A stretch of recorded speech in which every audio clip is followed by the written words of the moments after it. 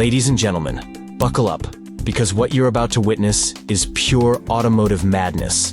This is not your average Land Rover Defender. No, sir. This is a topless beast born from a high-octane love affair between Urban Automotive and Heritage Customs.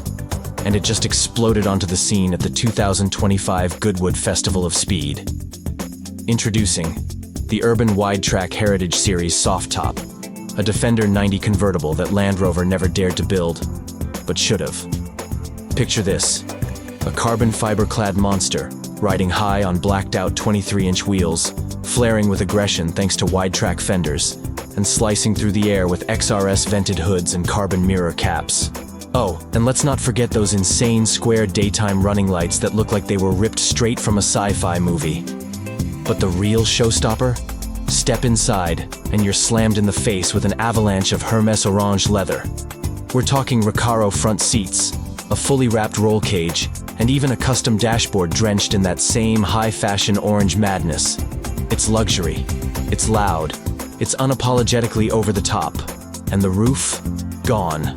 Tossed. This is a full-blown soft-top transformation, with structural reinforcement and a roll cage so beefy it could wrestle a rhino. Urban Automotive isn't just playing the aftermarket game, they're rewriting it.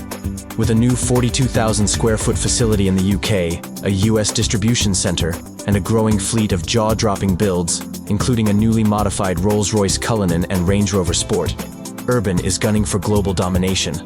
So if you thought the Defender couldn't get any wilder, think again. Because this convertible doesn't just break the mold, it sets it on fire and dances on the ashes. Welcome to the new era of off-road luxury insanity.